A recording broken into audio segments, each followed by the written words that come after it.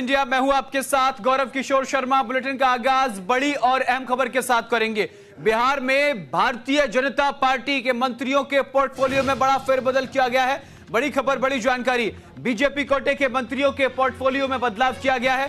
सम्राट चौधरी को वित्त विभाग की जिम्मेदारी सौंपी गई है। प्रेम कुमार को सहकारिता विभाग और विजय कुमार सिन्हा को कृषि मंत्रालय सौंपा गया है। नितिन नवीन को पथ निर्माण विभाग की जिम्मेदारी सौंपी गई है, तो वहीं सुनील कुमार को वन एवं पर्यटन विभाग सौंपा गया है। आपको बता दें कि भारतीय जनता पार्टी में डिप्टी सीएम के अलावा सभी के पोर्टफोलियो में बदलाव किया गया है। ये बड़ी खबर, बड़ी जानकारी। आपको बता दें, बिहार में 2025 विधानसभा चुनाव होने हैं, यानी कुछ ही महीनों का वक्त बचा है।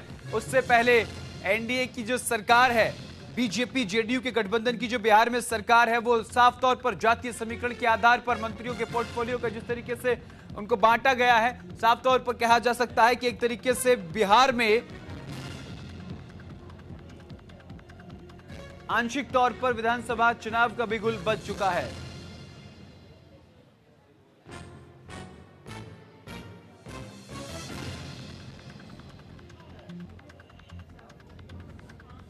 और इसी खबर पर विस्तार से जानकारी के साथ हमारे संवाददाता राजीव मोहन हमारे साथ जुड़ गए हैं। राजीव, केवल एक डेप्यूटी सीएम का पोर्टफोलियो छोड़कर सभी के पोर्टफोलियो में बदलाव किया गया है, किस ओर इशारा बिहार की राजनीति में?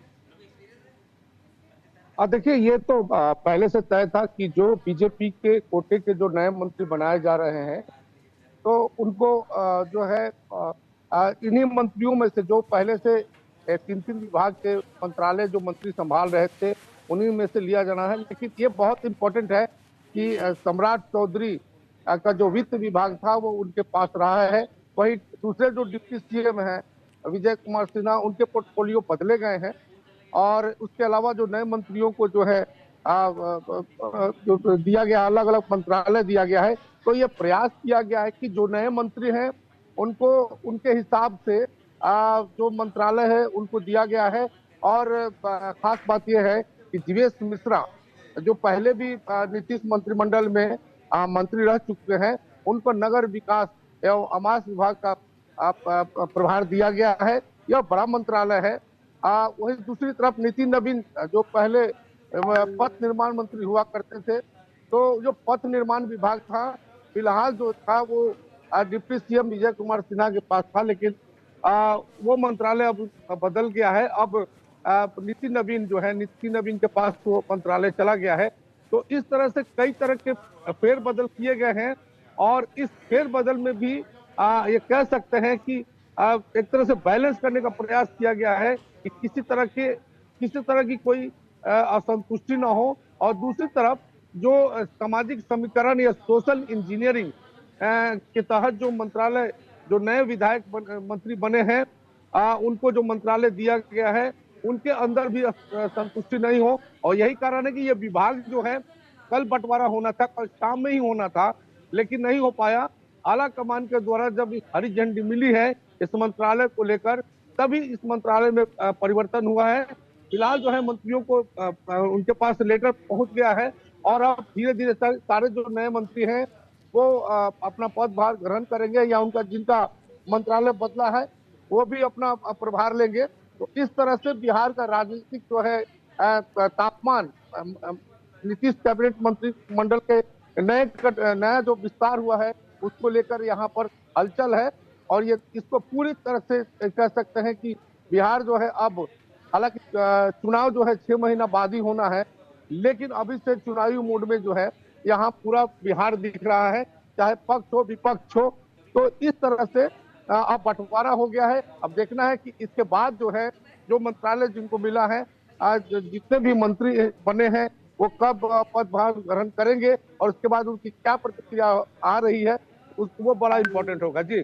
लेकिन एक सबसे बड़ी बात यह है राजीव जी कि जो विभागों का बंटवारा किया गया है, अगर देखा जाए तो कल जिन 7 विधायकों ने मंत्री पद की शपथ ली है उनको बड़ी जिम्मेदारी सौंपी गई है, बड़े पोर्टफोलियो वाले विभाग सौंपे गए। इसका मतलब न सिर्फ जातीय समीकरण को साधने की कोशिश यहां दिख रही है बिहार राजनीति में, बल्कि यह भी देखने को मिल रहा है कि चुनाव से पहले किस तरीके से एक बड़े वोट बैंक को साध सकते हैं वो भी यहां देखने को मिला है। यानी कि जो पार्टी की अंदरूनी कलह है, अंदरूनी मतभेद जो हैं, वो भी शांत हो जाएं, इस विस्तार से भी लग रहा है।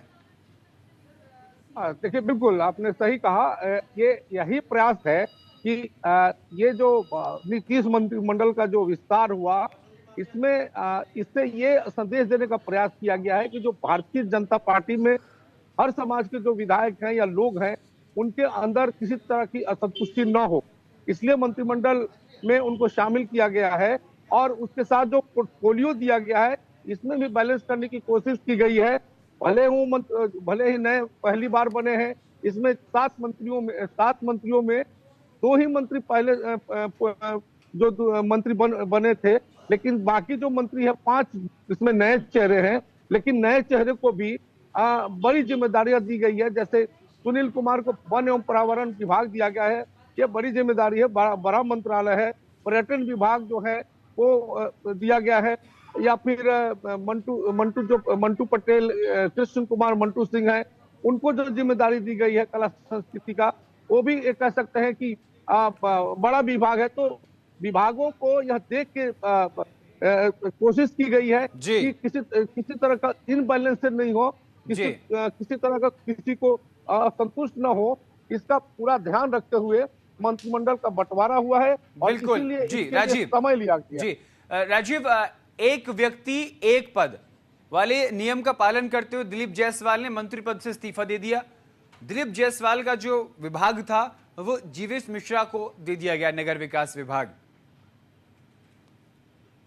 नहीं, इसमें थोड़ा सा मैं करेक्ट कर दूं कि जो दिलीप जायसवाल का जो मंत्रालय था वो राजस्व और भूमि सुधार मंत्रालय था जी, और वैश्य समाज से आते हैं।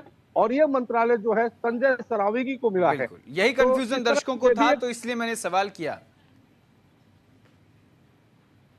हेलो जी, आवाज आ रही है आपको? जी बिल्कुल बिल्कुल। जी, बहुत बहुत शुक्रिया राजीव जी तमाम जानकारी के लिए।